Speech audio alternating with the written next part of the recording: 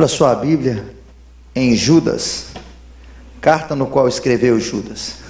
Judas está antes de Apocalipse. Judas, capítulo 1.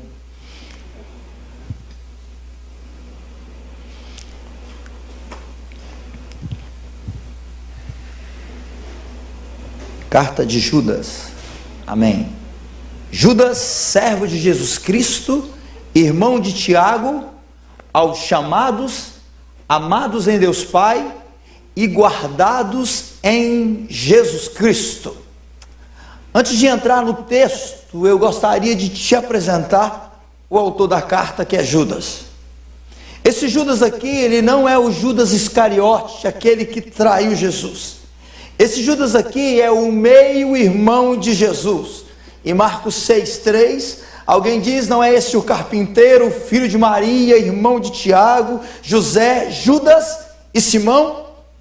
A intenção de Judas, ao escrever essa carta, era falar sobre salvação, nos versos 3. Mas ele chega à conclusão que falar sobre os falsos mestres era urgente. Você poderia me dizer, e nós ouvimos a nossa vida inteira, que salvação é o mais urgente que tem. Falar sobre os falsos mestres envolve a nossa salvação. Quem seguia o ensino dos falsos mestres achavam que estavam salvos, mas na realidade não estavam salvos. Achavam que estavam seguindo o verdadeiro evangelho, quando na realidade estavam sendo iludidos pelos falsos mestres. E Judas, nos versos 12 e 13, ele dá algumas características desses falsos mestres. E ele diz que esses falsos mestres, eles são pastores que apacentam a si mesmo. Ele diz que esses falsos mestres são como estrelas errantes. Já viu aquelas estrelas que riscam o céu e de repente você não a vê mais? Eles não têm raiz, eles não têm base, vêm e vão embora. Ele diz assim que os falsos mestres são como nuvens sem água. O que é uma nuvem sem água? Às vezes o tempo fecha, escurece, e você diz assim: que bênção, vai chover, e de repente clareia novamente, não chove. Isso é nuvem sem água. E ele diz também que os falsos mestres são como rochas submersas. O que são rochas submersas? Às vezes você olha e você vê um lindo lago, um espelho de água, e você acha: não, está tudo bem, vou passar ali com o meu barco, e de repente a pessoa bate numa pedra e afunda o barco, como o Titanic. É só uma ponta aqui. Não, mas o grande problema estava abaixo do mar. Então é aquilo que está escondido, que se você não perceber, se esconde e afunda o barco, afunda a vida da pessoa, afunda a família, leva você para onde você não gostaria de ir. E Judas, ao se apresentar aqui, o Judas poderia dar uma carteirada e dizer assim: eu sou irmão de Jesus. Mas ele não faz. Ele diz assim: eu sou Judas, servo de Jesus Cristo, irmão de Tiago. Por que ele diz irmão de Tiago? Provavelmente Tiago era um líder proeminente. E ele diz assim: aos que foram chamados, amados por Deus Pai e guardados por Jesus Cristo. O Judas aqui, ele se apresenta como servo de Jesus Cristo. Primeiro porque ele foi comprado, remido, liberto e perdoado. Depois porque voluntariamente ele quer servi-lo. E essa verdade gloriosa nos remete a um fato ocorrido na Califórnia, na época da exploração de ouro. Um rico empresário cristão viu uma jovem negra sendo vendida como escrava, e ele ofereceu o maior lance e a comprou. E ao ficar a sós com ela, informou o gesto. Ela lhe cuspiu na face. E o empresário não desistiu. falou-lhe do alto preço que pagou, mas ela voltou a insultá-lo. O empresário então disse: eu não paguei este alto preço para que você se tornasse minha escrava, mas eu paguei esse alto preço para te libertar. E disse para ela: você está livre. A jovem, entendendo o que havia acontecido, prostrou-se aos seus pés e disse: então me permita a partir de hoje servir-lhe voluntariamente como serva. É assim que somos servos de Jesus Cristo. Ele nos resgatou da escravidão do pecado e agora nós somos livres para servi-lo e adorá-lo. Agostinho de Hipona disse assim: quanto mais escravo de Cristo sou, mais livre me sinto. Conta-se uma história dele, eu gosto muito dessa história, que ele vivia, antes de se converter, uma vida muito devassa. E um dia ele andando na rua assim, duas mulheres que conheciam ele da boemia, o viram e começaram a chamar o nome dele: Agostinho, Agostinho, Agostinho. E ele não deu ideia, ele continuou, e elas ficaram gritando, e aí de repente ele parou, e ele olhou para ela e disse assim: deixa eu dizer para vocês, aquele Agostinho morreu. Aquele Agostinho, ele não existe mais. Queridos, quando Cristo me liberta, quando Cristo te liberta, nós nos tornamos uma outra pessoa, com um novo nome, o chamado, o amado e o guardado por Cristo. Interessante aqui, nessa carta de Judas, na introdução, que o destinatário de Judas, ele não é identificado por sua localização geográfica. Normalmente, quando se escrevia uma carta, se escrevia assim: carta aos Romanos, carta aos Efésios, carta aos Coríntios. Se tivesse que escrever uma carta para nós aqui, carta à Igreja Evangélica Vida. Aqui eles não são identificados de forma geográfica, mas eles são identificados por uma posição espiritual. Ele começa assim: os que são chamados, amados e guardados por Deus. Quem sou eu? Quem é você? Nós somos chamados, nós somos amados e nós somos guardados por Deus. Quem são os chamados?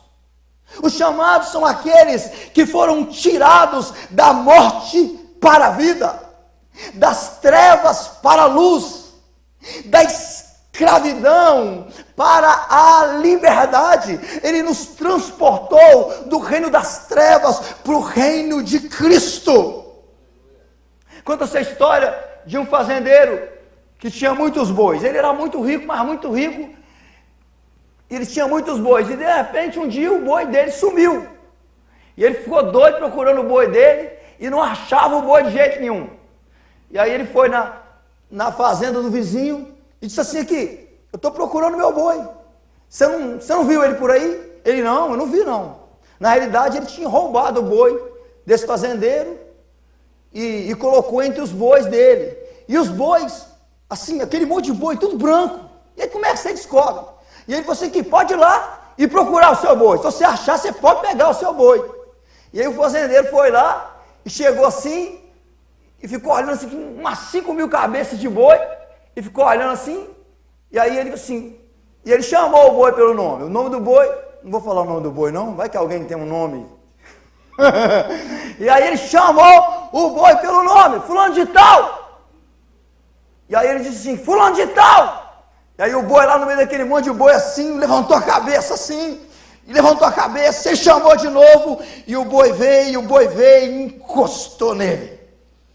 Queridos, nada, nem ninguém pode nos aprisionar fisicamente, emocionalmente e espiritualmente, porque nós somos servos daquele que nos chamou, e ele nos chamou, e quando ele nos chama, nós não ouvimos outra voz a não ser a sua voz, pois as suas ovelhas ouvem a sua voz e a seguem. João 10, 27. Você sabe por que o jovem rico não ouviu a voz de Cristo? Porque ele não entendeu o chamado. Ele não entendeu que a graça é incomparavelmente maior que aquilo que o prendia, que era a sua riqueza.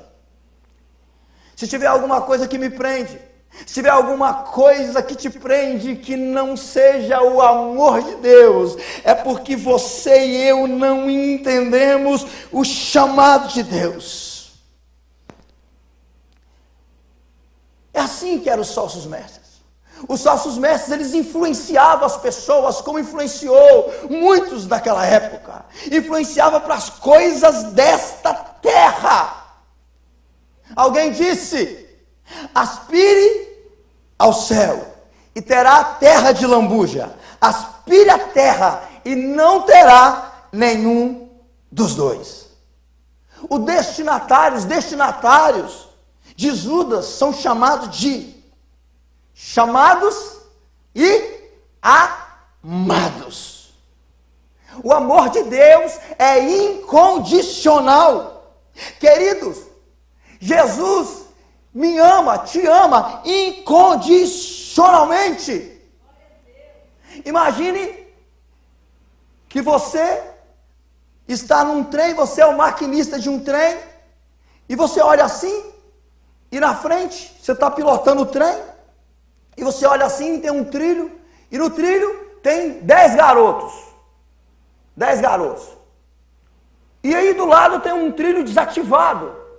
E nesse trilho desativado está o seu filho. E aí você tem que tomar uma decisão. Você desvia o trem e mata o seu filho que está na linha desativada, ou você mata as 10 crianças que estão na linha do trem. Quem é que está errado? Quem está errado são os 10 meninos, porque o seu filho está no lugar certo. Queridos, vou ser sincero para você, se sou eu mato os 10. Sabe por quê? Porque o meu filho está certo. Errado estão os 10.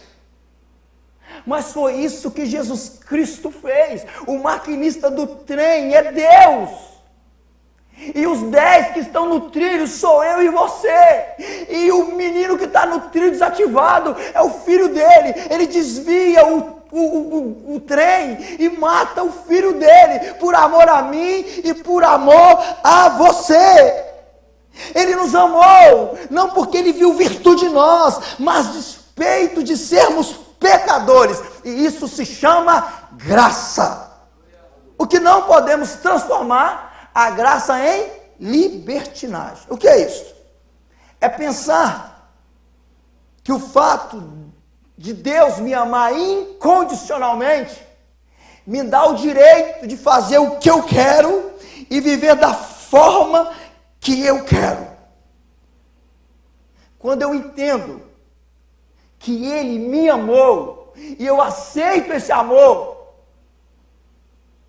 eu falo como Paulo: não sou mais eu quem vive, mas Cristo vive em mim.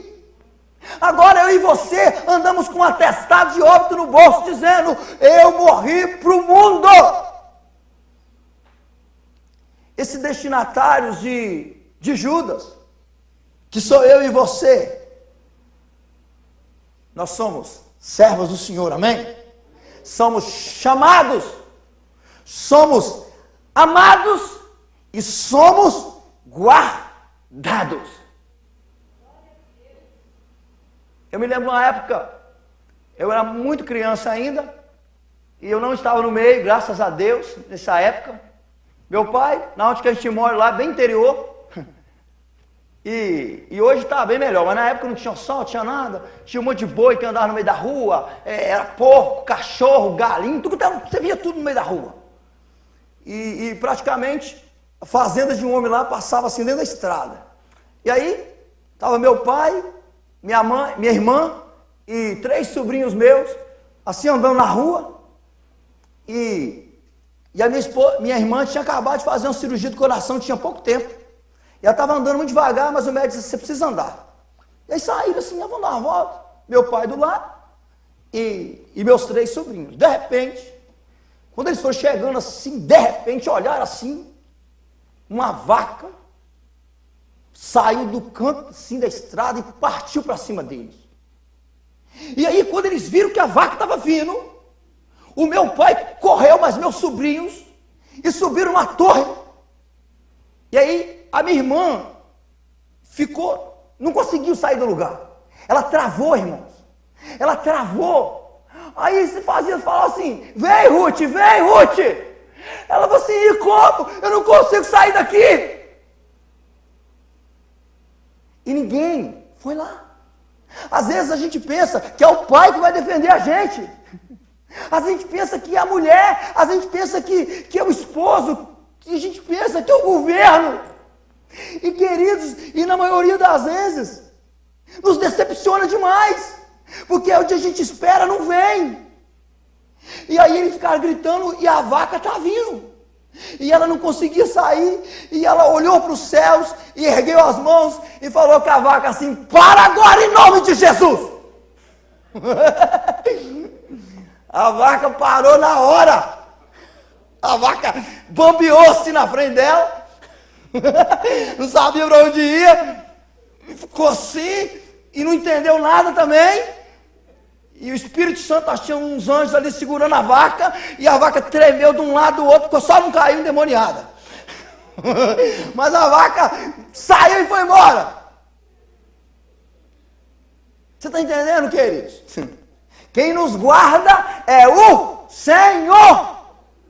É Ele que nos guarda. Porque você é um chamado, porque você é um amado, porque você e eu somos guardados pelo Senhor.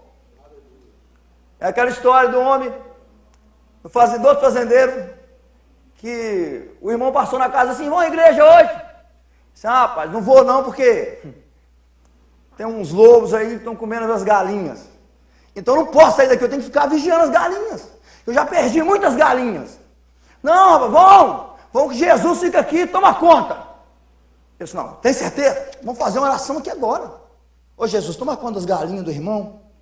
Senhor, toma conta aqui. Aí foram, quando chegaram na igreja, no culto, o pastor começou o culto e falou assim, Jesus está aqui. O irmão assustou, olhou para ele e disse, olha, se nós estamos aqui, se Jesus está aqui, minhas galinhas estão no sal agora. Queridos, às vezes a gente não entende as coisas. Jesus está no mesmo lugar, em todos os lugares, ao mesmo tempo. Ele te guarda aqui dentro, Ele te guarda na sua casa, Ele te guarda no teu trabalho. Quem te guarda, quem me guarda é Ele, queridos. Se Ele não nos guardar, nós estamos no sal. Se Ele não nos guardar, a gente pega esse troço. Mas é Ele que nos guarda, é Ele que nos protege. Ele não só nos protege fisicamente, como Ele nos protege e nos guarda para a eternidade. Enquanto Deus preserva os anjos caídos e os falsos mestres para a condenação, versos 6 e 8, Ele nos preserva para a glória eterna, versos 24. Ao mesmo tempo em que julga aqueles que abandonaram a verdade, Ele salva aqueles que perseveram na verdade. Eu não consigo entender. Hoje em dia a gente pega esses meninos aí, começa a fazer faculdade, o menino com 3, 4 meses de faculdade já está desviando. Não está acreditando mais em Deus. O menino crente, criado na igreja, e daqui a pouco está desviando. Você pega um muçulmano, por exemplo, ele fica a faculdade toda e não desvia. Ele passa a vida inteira dele e não desvia. Sabe por quê? Porque quando ele se converte ao islamismo, ele pega a vida dele e adapta a vida dele ao Alcorão. E muitas vezes nós nos convertemos e nós queremos adaptar a Bíblia à nossa vida. Queridos, se eu e você quisermos preservar a nossa vida aqui e para a glória eterna, precisamos adaptar a nossa vida à palavra. Temos que pegar a nossa vida e colocar na palavra. Quando um dos grandes patronos do Evangelho estava morrendo, e eram os últimos momentos da vida dele, ele estava em casa, e assim não conseguia nem falar mais, e as pessoas em volta chorando. Aí ele, com lágrimas nos olhos, ele disse assim: eu quero dizer as minhas últimas palavras. E ele diz assim: eu pensei que na minha morte eu iria para o céu, mas foi o céu que veio até mim. E aí ele diz: aparta-se a terra, abra-se os céus, estou partindo para estar com Cristo. Hoje, nesse tempo de pandemia e de coronavírus, o que mais se fala entre os evangélicos é sobre o final dos tempos. São os sinais, né? Tá vendo na internet isso aí? São os sinais, Jesus está voltando. Ele talvez volte essa semana. E aí fala assim: você tem que converter, você tem que pregar o evangelho. E parece que Deus tem que nos dar sinais para que a gente se converta e pregue o evangelho. E eu me lembrei um dia que eu perguntei para os adolescentes, conversando com eles assim, eu perguntei para eles assim: se vocês soubessem que Jesus fosse voltar amanhã, o que vocês fariam hoje? Pastor, nós faríamos essa campanha de Daniel aí 3 vezes ao dia. E vou dizer mais para o senhor, nós fazia jejum direto. As 24 horas de jejum. Nós ia abrir mão de Instagram, Facebook, de tudo esse negócio aí, de filme, de televisão, série. Não, pastor, nós ia só orar demais. E outra coisa, não queria fazer, fala comigo, não queria ficar nesse dia em casa, não. Eu queria ficar na igreja. Quando Jesus chegar, encontrar com ele. E aí perguntaram para um dos pais da fé: o que você gostaria de estar fazendo o dia se Jesus voltasse amanhã? O que você gostaria de estar fazendo hoje se Jesus voltasse amanhã? Ele disse: eu faria aquilo que eu faço todos os dias, porque eu vivo hoje como se ele voltasse amanhã. Sabe por quê? Porque eu sou servo de Cristo, eu sou chamado, eu sou amado e eu sou guardado por Cristo. Eu queria que você ficasse de pé. Queria convidar o pastor Félix aqui. Quem é você? Quem sou eu? Eu sou servo do Senhor. Você é servo do Senhor, é serva do Senhor. Você é chamado, você é amado e você é guardado por Deus.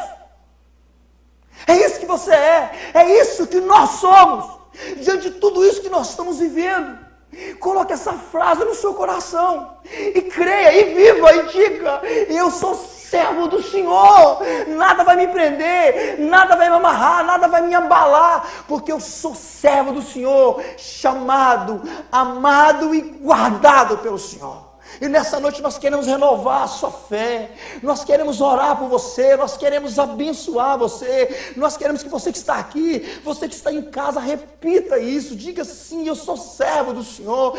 De repente você é um chamado do Senhor, mas você não está sendo aquele servo que você deveria ser, você não está se sentindo amado como você deveria se sentir amado, e você não está se sentindo guardado e protegido como você deveria. Então essa noite é uma noite de você se renovar e profetizar e colocar essa palavra nos seus lábios: eu sou servo do Senhor, eu sou chamado de Deus, eu sou guardado, eu sou amado pelo Senhor.